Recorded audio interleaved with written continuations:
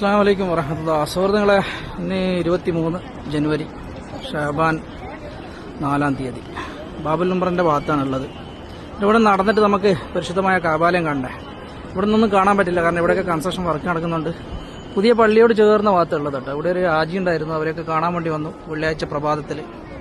എന്നാലും അള്ളാഹു അനുഗ്രഹിക്കട്ടെ, നമുക്ക് നല്ല സുന്ദരമായിട്ടൊരു കാഴ്ചയൊക്കെ ഇങ്ങനെ കാണാം. അള്ളാഹു അനുഗ്രഹിക്കട്ടെ, പടച്ചറപ്പിന്റെ കാരുണ്യമൊക്കെ ഉണ്ടാവട്ടെ. ഞാനിങ്ങനെ കാബാലയം കാണാൻ വേണ്ടി ഇങ്ങനെ നടക്കുകയാണ്. ഒരുപാട് പേര് ദുആ ചെയ്യാൻ പറ്റുന്നുണ്ട്, പല കാര്യങ്ങളും പറ്റും, അവർക്കൊക്കെ വേണ്ടിയിട്ട് ദുആ ചെയ്യാൻ വേണ്ടിയിട്ട് ഇൻഷാ അല്ലാഹ്. അങ്ങനെ ഇവിടെ നേരെ നമ്മൾ നടക്കേണ്ട ആവശ്യമില്ല, നമുക്ക് ഇങ്ങനെ ഷോർട്ടായിട്ട് അറബിന്റെ ഭാഗത്തേക്ക് നടക്കാം. കണ്ടോ, അന്നേരം കുറച്ച് ഇങ്ങനെ നടക്കുമ്പോൾ കുറച്ച് ദൂരം കൂടുതലാണ്. അന്നേരം അതിനെക്കാട്ടി നല്ലത് ഈ ഭാഗത്തൂടെ ഇങ്ങനെ ഹറമിന് ചേർന്ന് നടക്കുമ്പോൾ ദൂരം കുറയും. അതിപ്പോൾ നമ്മൾ കാബാലയത്തിൽ തവാഫ് ചെയ്യുമ്പോൾ അങ്ങനെയാണ് കേട്ടോ. നമ്മൾ ദൂരം അനുസരിച്ചിട്ട് നമുക്ക് ടൈം കൂടും. കാബാലയത്തിന് അടുത്ത് പോയിട്ട് ചെയ്യുകയാണെങ്കിൽ നമുക്ക് 10-15 മിനിറ്റ് കൊണ്ട് തവാഫ് പൂർത്തിയാക്കാം. അതാണ് നല്ലൊരു സൂര്യോദയമൊക്കെ കാണാം. അങ്ങനെ 1-ാം നമ്പർ ഗേറ്റിൻ്റെ അടുത്ത് അവിടെ എത്തിയിട്ട് ബാക്കി ഞാൻ കാബാലയം നിങ്ങൾക്ക് ശരിക്കും കാണിച്ചു തരാം കേട്ടോ.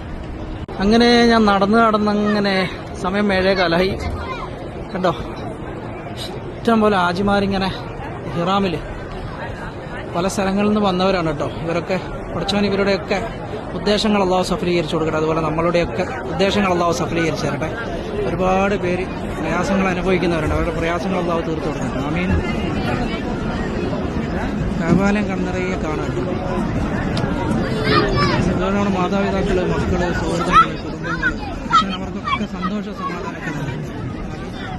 അതുപോലെ തന്നെ നമ്മുടെ ഇടയിൽ ഒരുപാട് രോഗികളുണ്ട്, അവരുടെ രോഗങ്ങളിലൊക്കെ എല്ലാവർക്കും സ്നേഹത്തിൻ്റെയും സമാധാനത്തിൻ്റെ ഒരു നല്ലൊരു പ്രഭാതം പരിശുദ്ധമായ അറിവ് നേരുകയാണ്.